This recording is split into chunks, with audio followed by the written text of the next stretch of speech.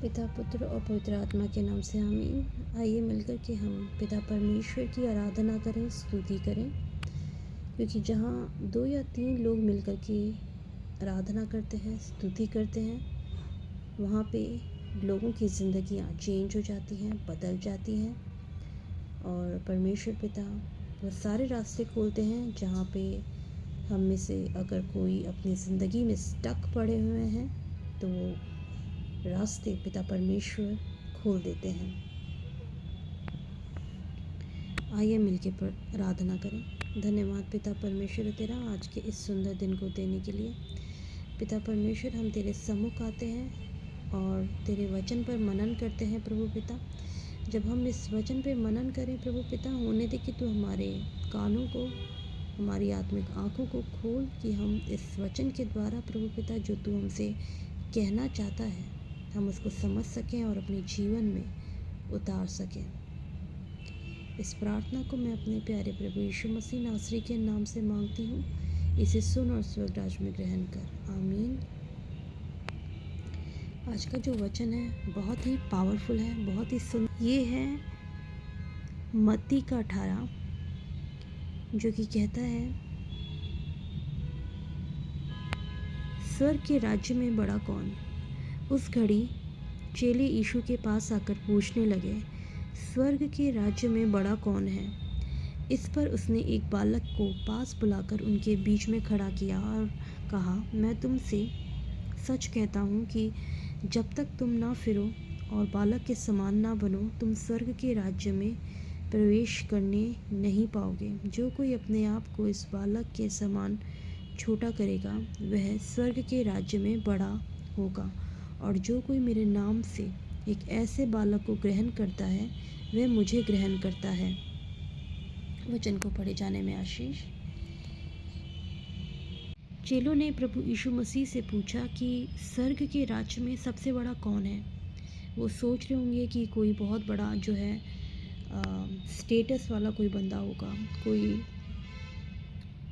क्या बोलते हैं, बहुत ही बड़ा पढ़ा लिखा स्कॉलर टाइप का कोई प्रभु यीशु मसीह नाम लेंगे, जिसने बहुत, जिसे कहते हैं कि बहुत ही ज़्यादा तोरा वगैरह पढ़ा हो। और लेकिन प्रभु यीशु मसीह ने कहा कि स्वर्ग के राज्य में इस छोटे बालक के समान जो आएगा, जिसका मन इस छोटे बालक के समान होगा, वही प्रवेश कर पाएगा। क्योंकि क्या होता है कि परमेश्वर का राज्य, जब हम परमेश्वर पिता के वचन के द्वारा अपनी ज़िंदगी को जीते हैं, जब हम परमेश्वर पिता के पास आना चाहते हैं, तो हमारा जो दिमाग है, जो दुनियाई बातें जो हमें सिखाई गई हैं बचपन से, तर्क वितर्क, हर चीज़ का जांच पड़ताल, हर चीज़ को पूछना बार बार, विश्वास नहीं होता, कम होता है।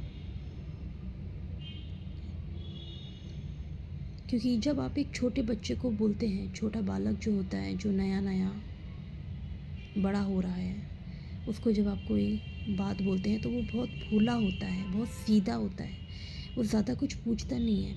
उसको विश्वास है कि मेरे मम्मी डैडी जो है ना सच बोल रहे हैं और मुझे मेरे मम्मी पापा की हर एक बातों पे भरोसा करना है।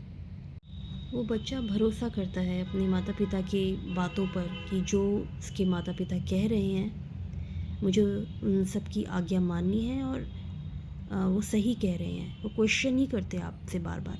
लेकिन यही सेम क्वेश्चन आप, सेम चीज़ें जब आप किसी बड़े के साथ, किसी टीनेजर के साथ, या किसी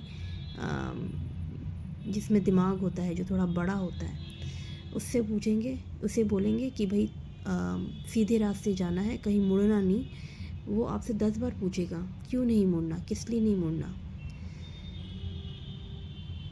तो मतलब तर्क वितर्क बहुत ज़्यादा होता है।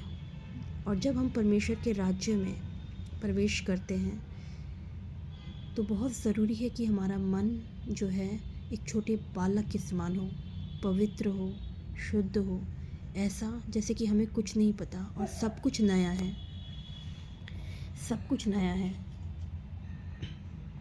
हमें बिल्कुल एक छोटे बालक के समान अपने मन को ज़्यादा सवाल नहीं पूछना है, जैसे वो अपने पेरेंट्स की बात मानता है, एक शुद्ध मन के साथ सामने जाता है वो, वैसे ही हमें भी पिता परमेश्वर के राज्य में जब हम प्रवेश करते हैं तो अपने मन को उस बच्चे के समान रखना है कि ये सारी चीज़ें हमारे लिए नई हैं। जब हम ऐसा करते हैं, यकीन मानिए आप हर बार जब भी आप वचन को मनन करते हैं तो आपको ऐसा लगेगा कि वो आपकी ज़िंदगी में एक नया पहलू खोल रहा है। हमें ज़रूरत है कि हम परमेश्वर के वचन को हमेशा ग्रहण जब भी करें, एक नए बच्चे के समान ग्रहण करें, जैसे कि उसे कुछ नहीं पता। और जब हम ऐसा करते हैं, उतने ही उत्साह के साथ जब हम उस वचन को ग्रहण करते हैं, यकीन मानिए आपको अपनी ज़िंदगी का आंसर इन सभी चीज़ों से मिलने लगेगा। आई होप कि मैं आपको समझा पाई हूँ कि मैं आपको मिलती हूँ मेरे नेक्स्ट वीडियो में।